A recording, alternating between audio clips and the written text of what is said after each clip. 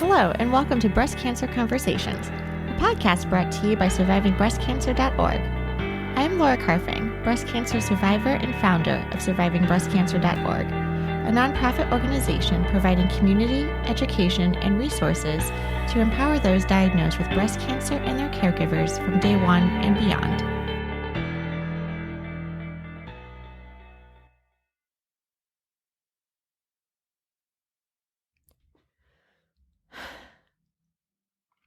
Hello, my friends, and welcome back to another episode of Breast Cancer Conversations.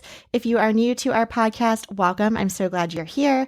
If you're an avid listener and tune in week after week, welcome back. It means the world to me that you continue to listen to our podcast, download, and keep us in the top 5% of podcasts worldwide. So thank you for that. In today's episode, we continue the conversation with Katrece Nolen. In case you missed part one of our conversation, I will link to that in the show notes below, but that would be episode 242, so you can listen to her full story of being diagnosed with inflammatory breast cancer and the trials and tribulations of even just trying to get an appointment to see a doctor. Today, we actually are fast forwarding, let's go 11 plus years at the date of this recording, to when Katrece wants to give us an update on how she's doing today and what surveillance with inflammatory breast cancer looks like. As of today's recording, she is an 11-year survivor, and I'm so thrilled to have her on the podcast to share what it's like living with a breast cancer diagnosis. For those of you who listen and tune in weekly, you know that I too am a breast cancer survivor. I was diagnosed at the age of 34. And again, at the date of this recording, I am 7 years out from my diagnosis. And whether you are 1 year out, 5 years out, living with metastatic disease, a breast cancer diagnosis is just one of those things that is always with us. Sometimes it's at the front of our mind. Sometimes it's in the back of our mind. But at the end of the day, it is something that bonds us. And as we hear time and time again, it is the worst club with some of the best people. So I'm excited to dive into today's topic with Katrece, where we talk about inflammatory breast cancer and what that means in terms of her survivorship and surveillance planning. Welcome to the conversation. I would love to know what your surveillance has been. What, after you've gone through all of this aggressive treatment, how are you being monitored and followed to date? And then also I want to hear how you've gotten more into the advocacy community as well. Tell me what survivorship for inflammatory breast cancer entails. Okay, so for inflammatory breast cancer, I'll talk about two different paths. So for myself, I had my local oncologist that I was with. I had the expert doctor. So the very first few years, 2, 3, 4 years, I would go in for my, twice, 2 times a year to my regular oncologist.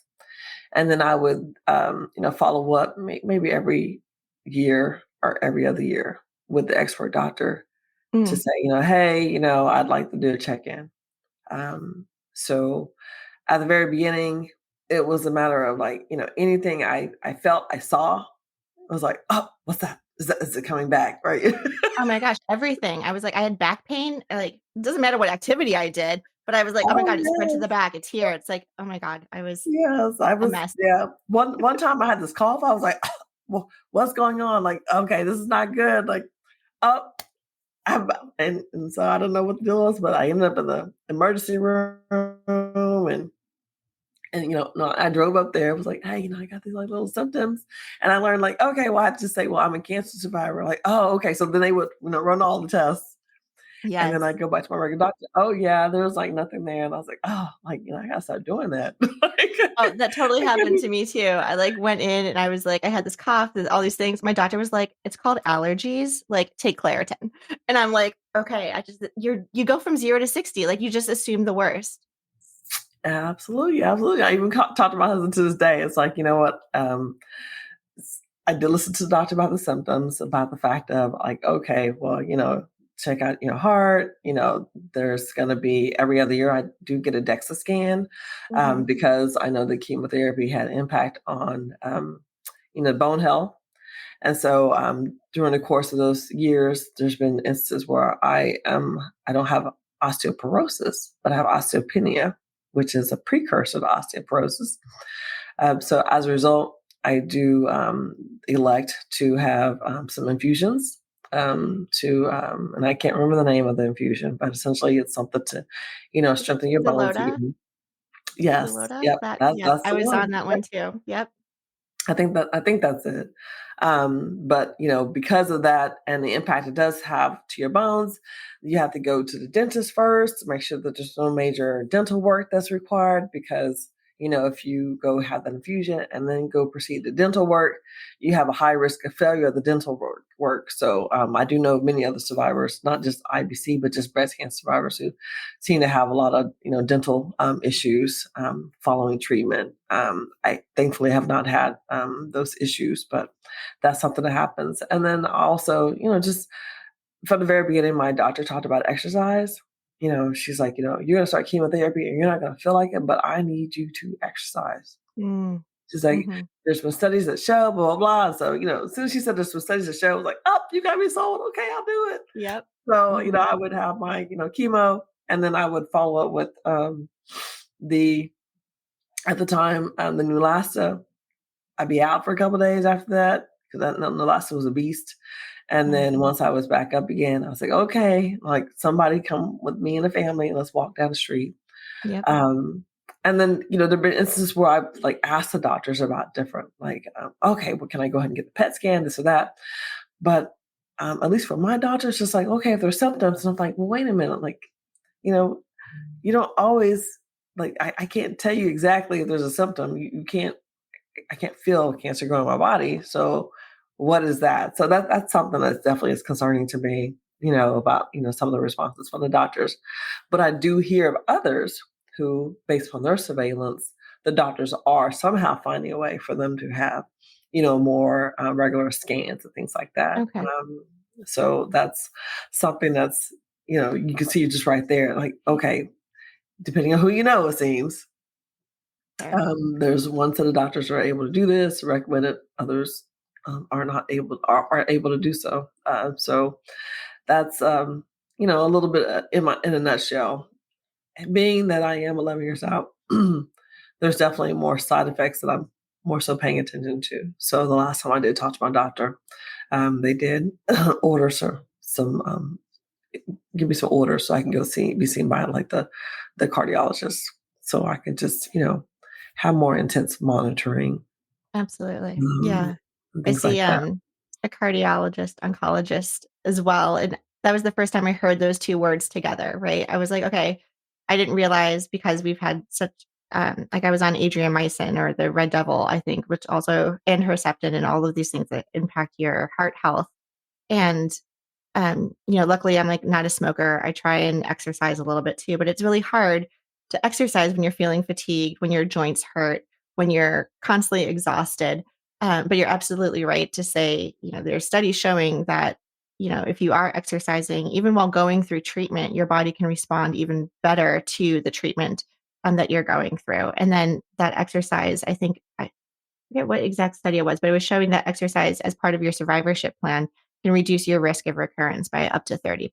And so, just hearing these things are like, okay, I need to prioritize me. I need to self care, self love, and put this on my calendar and make sure that this is a priority because it's really, you know, life or death, right? Like, what are we doing and how can we take ownership of these things? And then I also want to respond to dental health. I think for some of our listeners, that might be really shocking, right? Like, oh my gosh, I'm going through breast cancer and now I have to worry about my teeth. And I always say, I love that you got a second opinion and that you're kind of putting together your team with all of these doctors. I always say, I want as many people looking at my case as possible. All of the people in my back pocket, like if I need to get my dentist involved in this, like come on board because I need people to know everything that's going on with me because it's interdisciplinary, right? And I think we're getting to that point now where you want, whether it's like a functional medicine doctor, your oncologist, your primary, your dentist, et cetera, to all kind of know what's going on with you so that you can make the best decisions on the treatment plan that works for you. Yes, or even know each other. Like, I Yeah. love doing doctor introductions. Oh, well, so that's my doctor. I need you to you to change it. I need you to Yeah. know each other. Exactly. Exactly. Yes. And then as far as advocacy goes, and how to get started, I had to think about when did I get started. And in my mind, I got started on day one Day one, with that absolutely. call. Yep. Mhm. So it first starts with self-advocating. And then as you learn the tricks of the trade, because Mhm. there are some techniques, unfortunately, that you have to learn along the way. As you learn those techniques, it's a matter of then sharing some of those techniques with others. It's participating in, support groups like Surviving Breast Cancer. It's Yeah. participating in multiple support groups and different groups, in person and virtual. I did both. I did Yeah. virtual support groups. I did in-person support groups. I know during COVID, people didn't have the option for in-person. But I remember going to the grocery store just a couple of years back, and I saw this woman. I was like, I've seen her before. I was like, she's in that group. So we're walking, Oh, yep. walking on the grocery aisle, and I was like, hi, you remember? She's like, I remember you. I'm like, hi. It's like, That's it's like a little awesome. sisterhood, meeting up at the grocery store. Don't remember her name, but we remember faces Mhm. Mhm. and we Right. remember stories. Yes. Yes. We have, our support group meets on Thursday nights, and I always joke, I feel bad for anyone who has the, doctor's appointments on Fridays because they're coming in fired up after leaving the support group with like, "I just left. I'm, like, excited to ask all these questions." So, it is definitely empowering. I'm glad you said that about being empowered with questions, and I completely agree because it was actually through the support group that I was able to get questions to answer. A big question for me was, okay, I got the chemo, I found the expert, got the radiation going, but in between that was that surgery, and I asked because at the time I wasn't at a major cancer center, so I kind of had to pick and choose my doctors based upon the recommendations from the first doctor.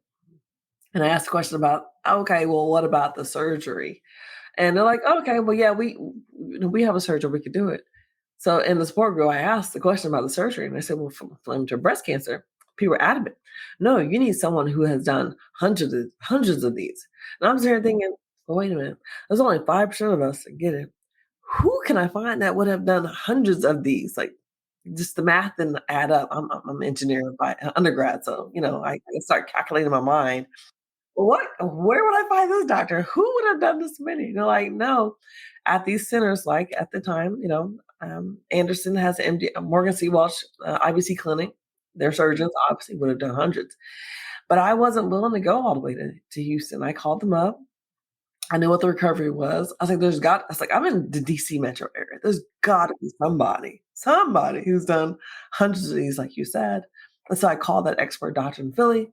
I asked him the question. He's like, yeah, I got mine in Philly. Nope, I need a recommendation here. Do you have a colleague that's in the DMV that you trust that can give me a recommendation? He's like, matter of fact, there's somebody I was actually on a panel or on a board with through some cancer society of some type, right? There's hundreds of them. And he's like, contact them. So I called him up. I was like, this is going to sound weird. I'm not a patient, but this doctor said I need to call your doctor and ask for a recommendation for a surgeon who has performed multiple surgeries for IBC. And they're like, okay, we'll get back with you. Lo and behold, they called me back and they gave me a doctor. And that's the doctor who performed my surgery. And that's the doctor who 11 years later, I see him every year, and love him to death. Again, good communicator. That's a constant, thing with myself. I require someone to be able to communicate with me, and as everyone who's listening should. You should demand that. But that's where that advocacy starts in those groups, like what you're hosting, other groups. And then from there, you'll find out people are going to start asking you questions. And it's the questions they continue to ask you or that you continually respond to. That's your niche.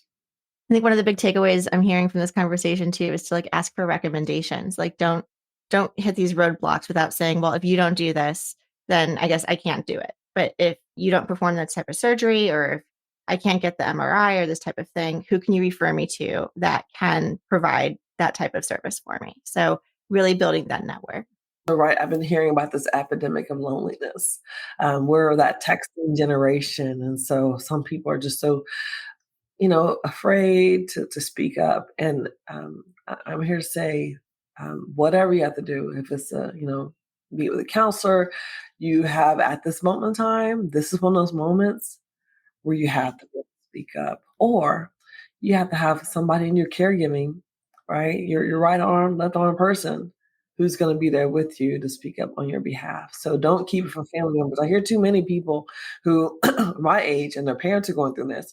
They're like, my mom and my dad didn't say anything. They won't tell me anything. It's like, no, folks, you need to have these open conversations with your family members now to say, hey, if you're going through anything, you have got to tell us, because we are your biggest chance of being able to fight this thing that you may be facing in the future. So don't keep it from us. No, you're not a burden to us. We love you. We want to fight with you, and if or for you, if you're not able to, but you got to tell us. And so it's those family conversations that need to be occurring, because, if not, I say, if not you, then who? We talked about so many important topics. Is there anything that we haven't covered that you really want to make sure that our listeners and members take away? So the American Association for Cancer Research is the largest organization for cancer researchers. And back in 2020, they began releasing a cancer disparities progress report. It's now 2024. And so now they've released a third report. And I was fortunate enough to be one of the survivors featured in the report. And what gives, what makes my heart full is hearing those who were leading this report say how back in 2020, there was only so much research that was available about cancer disparities.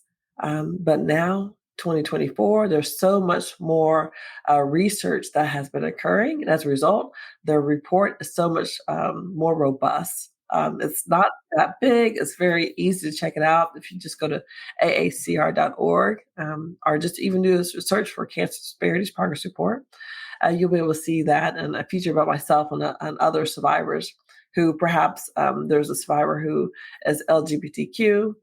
There's survivors who are Asian descent, Native American. Different communities have different experiences, and I really appreciate how they put it all together. And one place where, okay, you can start here, and it branches out to other research that's available. So I think it's definitely something to check out, because it actually addresses some of the things that we just brought up here about the communication, about the survivorship, and other things, and some things that are unique to those of us who come from sometimes marginalized communities. And then also just check me out on social media. KatreceNolen.com is my website. And if you're interested, I also have a book that's available on Amazon. That's called I've Been Diagnosed Now What? Ooh, perfect. I will link to all of these in our show notes of the podcast, and then also in our newsletter and our blogs when we send out the podcast, so everyone can have access to this information. So yes, please follow Katrece Nolen on social media, her website, KatreceNolen.com. So exciting to dive into all these great topics. Thank you again for being so vulnerable and opening up and sharing your story, which in and of itself is advocacy right there. So thank you. Well, thank you, Laura, for having me. I appreciate it. And thank you, everyone, for listening to our show.